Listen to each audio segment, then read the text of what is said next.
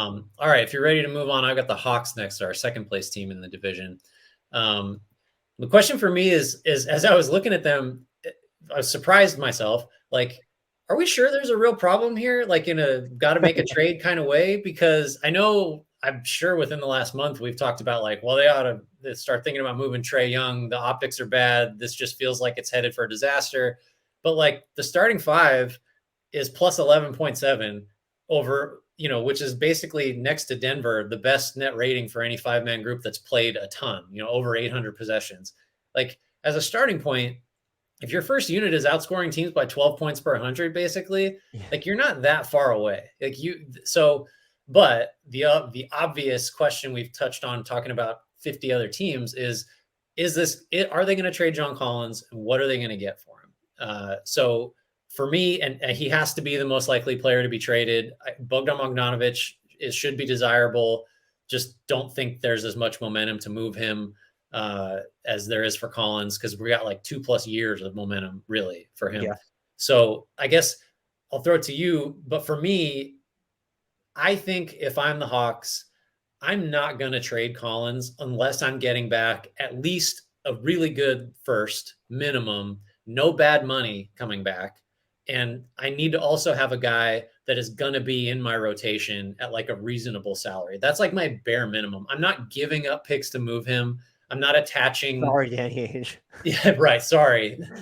I'm not attaching, you name it, Griffin, Okongwu, Jalen Johnson, maybe, but that's like a different level. Like I need real value coming back, or I'm just not going to trade him because I don't think this is someone that you should have to give something up to move. I just don't.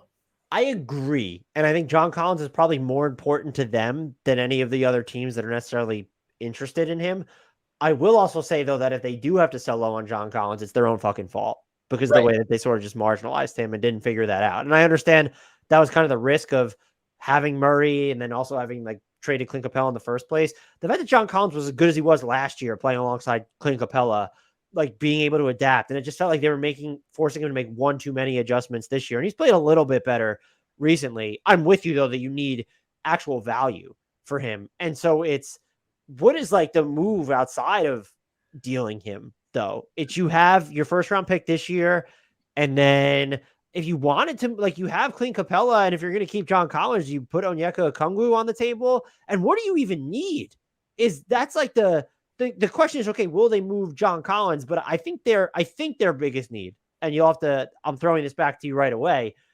Is it just like they need to shore up the 3 and the 4 spots, whether you think it's behind Collins or in front of that? Like that's what I look at and say they need to do. Which like and I think that's right, but that's a problem because between Collins and DeAndre Hunter, who they just extended, that's like what's Collins was like 5 for 125, I think Yeah. originally, and Hunter is 4 for was it like 90 or is Yeah. it 80?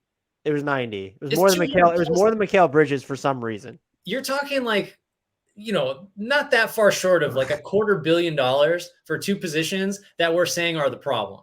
Like that's not great. I I don't I I, I I will don't say know it what was you do also with that. I was kind of referring to just like you could look at it as backup, where it's like Justin Holiday's been bad. The Right. Jalen Johnson minutes have been all over the place. And so you could look at it as can they go out and get a backup rather than it's the starters that are, because as you said, the starting lineup is killing it. Yeah. So it's not necessarily the issue. It just feels like they need they need the depth at the 3 and the 4, and they just don't have it. And I would say they probably need more optionality at the 4 specifically to where they don't, well, I guess you could say at the 3 as well, because you don't, okay, let's slide Hunter up. And it's like, well, then fuck, who's playing small forward? Yeah. So then it's like, well, then who's behind Collins if we can't slide Hunter up? And I think that's where the real issue is. So my trade, it is a John Collins trade, just because I don't think John Collins wants to be in Atlanta. No. I don't like, and the Hawks, by the way, they're only 1.7 million below luxury tax. So that went into this trade idea. The Hawks receive Amir Coffey, Marcus Morris, a 2028 first round pick.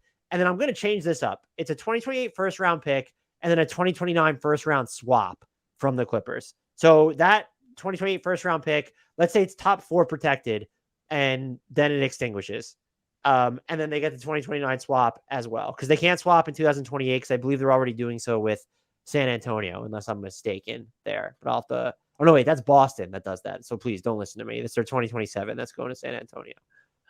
Yeah, who could mix all these picks up? I can't imagine how that'd be possible. Okay, so based on what I said initially about what I want back for Collins, this feels a little light. But the upside here is I don't know how much of a drop off, if any, Morris would be from Collins in terms of just like this year, based on how Collins has been used, if at all, which is like speaks to how Collins has been used in a negative light. And you're getting the firsts. Coffee doesn't quite rise to the level of like the young, keepable, like high end piece, but like He's he been would bad this adjust. year too. He I should would, know that. I like him, but he's been pretty bad. yeah. Well, I mean, but still, like you were in on him early, so you get credit for that. But yeah, so we're talking about the 3 and the 4. There's Coffee and Morris that could play the 3 and the 4. The more I look at this roster, though, I know this is a trade deadline thing, but like behind the starting 5, you still have Bogdanovich, Okongwu, and Griffin. Like that's, I mean, you're ticking a lot of boxes with those 3 guys as your 6th, 7th, and 8th guys. So the summation here is the Hawks are just like doing it wrong because they have enough good players at enough different positions for this to work, and it should work, and it isn't. I don't quite understand it. So I mean, they're playing better now. So is it, has they just turned that corner? Maybe. But it's still nowhere near what they thought, expected, hoped Yes. for. I don't think. And maybe this is just like, maybe the answer to every Hawks question, which has been the case all year, is like, hey, Trae Young, make more than 3 out of 10 threes. Like he's starting to. Yeah, okay, let's keep it up. I still see 31 point whatever % on there. That's just like, that's rough. Yeah, trade John Collins. Let's end this. I just don't know where he goes. It's just like, do you like the Utah deal that was floated out? Let's say you don't have to give the Jazz a pick, because that was just like, well, what was that? Because all I remembered was that Utah wanted a pick and I tuned out. Was it just Malik Beasley and Jared Vanderbilt? Wasn't that the framework of it? I mean, that's a lot of salary relief. Although you're going to have to pay Vanderbilt sooner than later, I think. I can't remember. There's a year left on his deal of $4 million, so you don't have to. I don't like his fit with Capella. I mean, Olynyk might have been in there too. It might have been Malik Beasley and Olynyk who's expiring. Yeah, that's okay. That's just not enough. I don't know. I guess I may be the last guy out there that's just overvaluing Collins at this point, but that doesn't feel like enough to me. No, I'm with you there.